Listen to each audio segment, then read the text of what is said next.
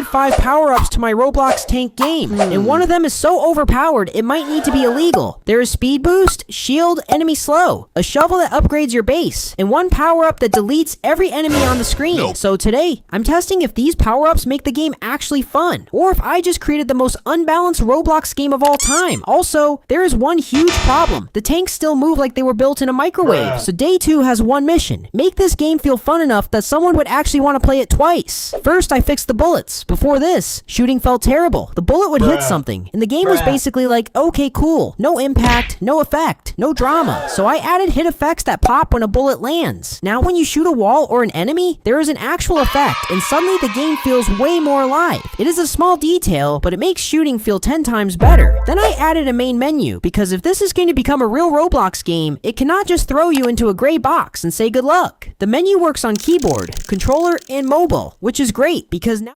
Wait.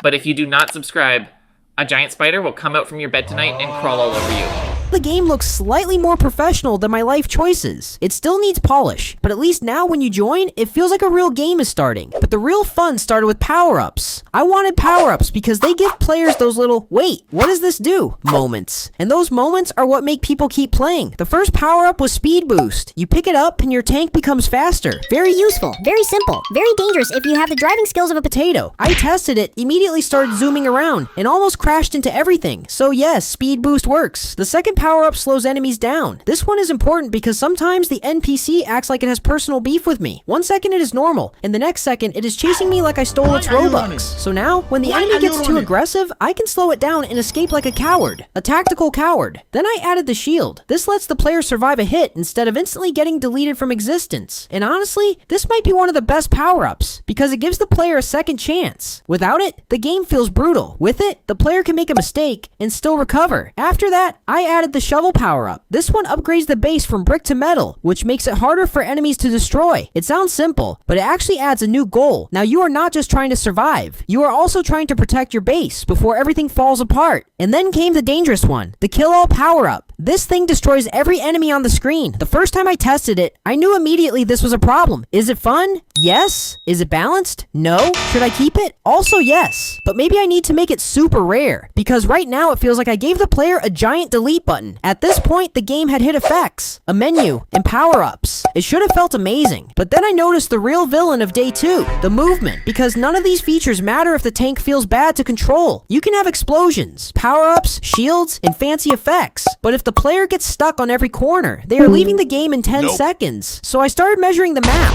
I added parts to test the size of each lane, because I want the movement to feel clean. One tank should fit in one lane, not two tanks side by side, not weird sliding, not getting stuck because the wall looked at me wrong. Just clean, simple tank movement. This part looks boring, but it is actually one of the most important parts of the whole game. If the lanes are too wide, the game feels messy. If they are too small, the tank gets stuck. So I kept testing, adjusting, and trying to find the perfect size. Then it was time for the final test. I had one challenge: survive around using the new power-ups, protect the base, and try not to abuse the kill-all power-up. I failed that last part almost immediately. The bullets finally felt better. The hit effects made shooting satisfying. The shield actually saved me. The speed boost was chaotic. The shovel made the base stronger. And the kill-all power-up is definitely getting nerfed before it destroys the entire game. But even with all that progress, the movement still needs work. And that is what I like about this project. Every time I add something cool, the game exposes another problem I have to fix. So day 2 made the game way more fun, but it also showed me what needs to happen next. In day 3, I want to add waves of enemies' health bar, coins, upgrades, shop, better spawning, and maybe the first boss. Because power-ups are fun, but the game needs a real reason to keep playing. And here is where you come in. Comment one power-up I should add next. If the idea is funny enough, I might actually add it to the game. This was day 2. The game is finally getting fun, but day 3 is where it becomes addictive.